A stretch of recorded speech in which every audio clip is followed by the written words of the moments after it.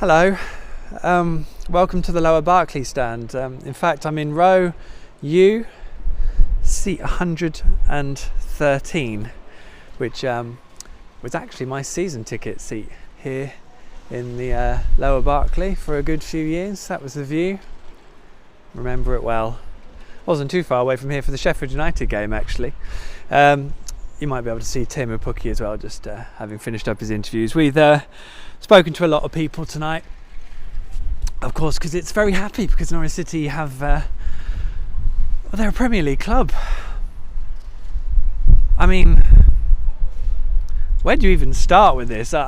Norwich have beaten Blackburn 2-1. It could have been about 8-1. Probably could have been 2-2 if they had gone hideously wrong. But they were so good, so dominant. Should have scored a hatful.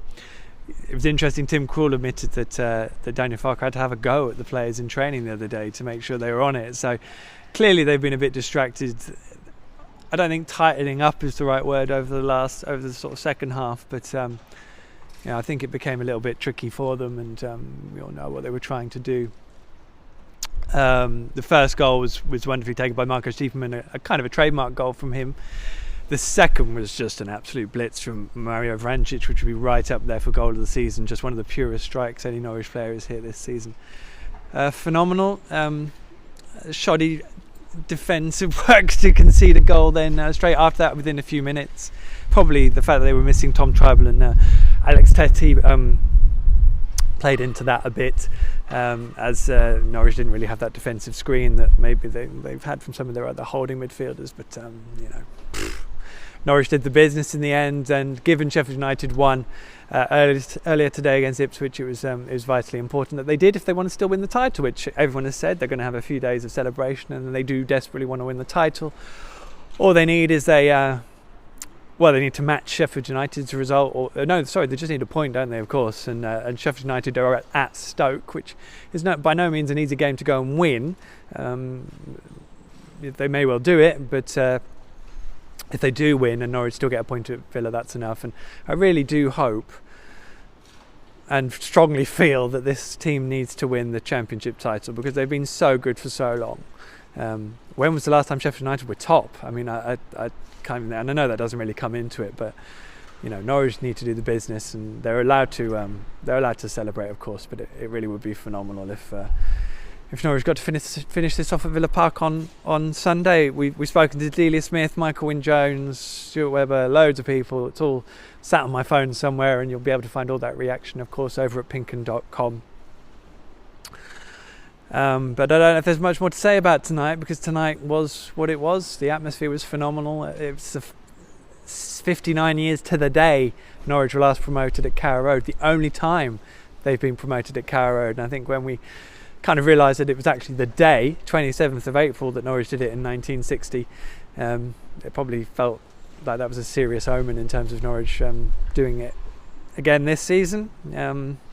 They're on 91 points, so I feel vindicated that my protestations at 90 plus points would be enough have done it, and Sheffield United are up as well, so I think maybe minus a big goal difference swing. But Leeds play home to Villa tomorrow, and it might be interesting in terms of how that pans out as to what Villa actually have to play for on the last day of the season, because it could be they're marooned in fifth, given West Brom won today, and actually there's nothing riding on the game for them, which might do Norwich a favour if we're so inclined. I'm a bit lost for words, really. This season, I wasn't sure whether to do it separately. I might still do it separately, but the story of this season following this football club, this group of players has been quite phenomenal, and it's hard not to detach it from losing my dad after in the September international break, when Norwich have lost 3 of their opening 5 games, or opening 6 games. They'd only just had to really dig in to get a point at Ipswich. And just look at what's happened since. It is truly I've never known anything like it, and I say that as someone who's followed this football club since I was 8, and it's thoroughly exciting to see what they go on to do when you see a player like Emi Buendia pulling on a Norwich City shirt what on earth can they do with another summer and the chance of building this team and taking it into the Premier League.